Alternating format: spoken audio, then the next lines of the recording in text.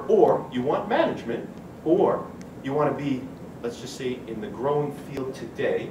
What's really growing vertical-wise with IT, mandated by the US government? Healthcare. How many healthcare experts are here in the room? Raise your hand. Anybody really understand the healthcare industry? Have 1, 2, 3? And I bet you, if I come back in 5 years, you'll have more hands.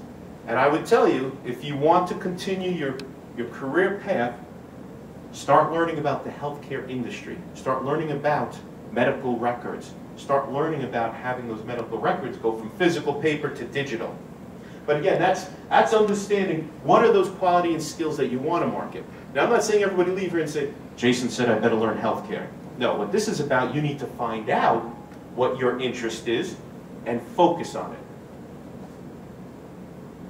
Market these qualities within circles. So for example here, if it's going to be healthcare, you can start talking to people. And guess what? Recall is starting to focus on healthcare. So the 3 hands I saw, hey, that might be an interest for recall. That's what we're saying in the circles. Tell us what you're good at. I just want to stop here and I want to say that the one thing you do not want to do, you do not want to go to a company during an interview process and just say, I'm a project manager, or I'm an infrastructure ops person and I do all tools. What do you have? Oh, you have Windows? I'm a Windows guy. Oh, you have Sun Systems? I'm a Sun female person. No. Then we leave there going, we don't know what they are. They're good in everything, but not great in one thing. So try not to market yourself as, do you ever hear, excuse the cliche, but jack of all trades, expert in none? You don't want to leave that type of impression. It means that I can do everything okay, but I'm not really good in the one thing you need me. So I would say as a recommendation, don't go down that path. The middle one, it has to be powerful. You have to, when you leave, people have to say, wow, I was talking to Lynn, and she's not even here now, and unbelievable expertise in consumer packaged goods and changing an organization from being a tactical one to strategic and helping us implement SAP. Lynn's not even in the room, and we're talking about Lynn. How do you leave an impression of that you are the individual that people want? That's because it's a brand. Immediately, if I'm going to ship a package, I don't know, I'm in that building now, but I go to UPS. How do you leave that brand? If we go to a restaurant and I order a drink, I don't ask for a carbonated soda. I ask for Coke. Even if they have Pepsi, what do I ask for? Coke. You have to remember that. Of course, live your brand. In other words, go out to professionals. If you're in charge of security, start going to security forums, IT security forums. Get on the security, different organizations. Get on boards. Write an article. Make sure they know that that's what you're expert in. You do want to monitor the brand. One thing about it is overexposure. There is a person, I'm not going to mention their name, they're in Atlanta, and I had to talk with them. I said, you're overexposed. Every meeting, every article, every dinner, every function, they're there. They're out in front. They're always there. That's not good. Charlie Sheen, he's got too much exposure, the actor. Cut him out. Same thing, you don't want too much exposure. You don't want that. So again, part of it is making sure you understand your brand. This is important in IT. Not as much in other disciplines. For example, in finance, you don't have to keep investing in your future.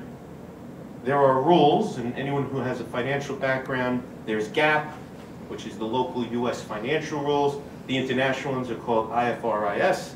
And these are rules that tell you how to close the books. You might have heard about Sarbanes-Oxley here in the US. They don't change. And it's no disrespect to the financial organization because they're huge value add. But if you know how to close financial books, and you've been doing it for 10 years, I can almost guarantee you can do it for another 10 years. But I can tell you in IT, it changes the cycle's actually every 3 years, but it used to be every 1 to 2. But it changes. And if you're not going to evolve with that cycle, and you're not going to invest in it, you will be left behind. And if you remember, the big thing in 1999 is the legacy COBOL programmers were as happy as could be. Year 2K, COBOL's going to explode. And we were paying a lot of money for COBOL people to help us in my company to make sure that on January 1st of 2000 they worked. But after that now, those COBOL programmers, no work. And I mean, COBOL's still out there, but it's not as in demand as it was. So clearly invest in your career. Investing it in there and make sure you run it like a business. What you want to do is you want to see what skills do I want. And I would say that if you want to start to learn other skills that you have, say you're not a project manager. I'm a developer. Why do I need to learn being a PM? Well, it's important because you're going to be led by a project manager. If you don't understand what they're asking you for, you'll probably almost look as if you're combative. Oh, the project managers. By the time the project manager tells me what I need, I could have coded it, I could have dropped it out, and it would have been in the business. What they're asking for is 10 days worth of work and I could do it in 1 hour. But you don't understand, they're actually looking at the risk of the benefit of the organization. Always enhance your skills, but I think the middle one is very important. Make sure you show people your skills. Now this is another art again. What do I mean by that? You can't just tell them your skills. You know, if I say, wow, I'm the best project manager in the world, I'm the best DBA in the world, I mean, you're probably going to leave here and laugh. Is he? We don't know. He told me. So when you're in a project and you're working with the team and you are hired as a database analyst or a network security analyst, show them you know more. Say, look, I know I'm the network security analyst, but I just happened on my own to do a code review. And do you know that .NET code, if you kind of reprogram it in a different way, will probably get efficiencies? Now, that developer, one of two things happen. They could be a little offended. Hey, what are you doing looking at my code? But if you do it the right way, they say, wow, I can rely on Jason, my security DBA, to help me to improve my code. And that's what we're talking about, where you demonstrate your value. We could speak about it, but seeing is believing. As we move now more to the right, this is more what I call aspirational. I'm sure if I asked you all what you're doing today, what you like to do in the next 3 years, you know. But what would you like to do really in the future? What is that dream job? Maybe it's not IT. Maybe it's IT related. Maybe it's opening your own company. And maybe it's not even in the IT profession. But you need to really, I think you need to attack that and learn that too. You can actually dabble in it. So for example, I have a dream and a goal, and I'll tell it to you here. I've told my wife and everybody. Being of Greek origin and background, there is not one chain of restaurants that is Greek focused.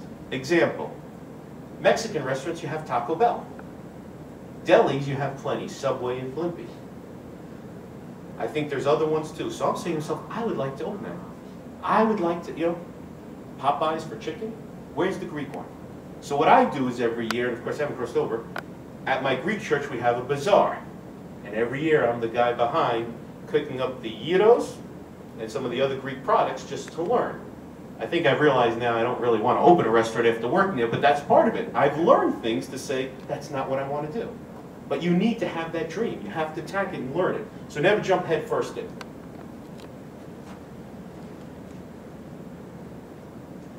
The last one again is definitely education. And I'm going to go to the next slide just to show you my background.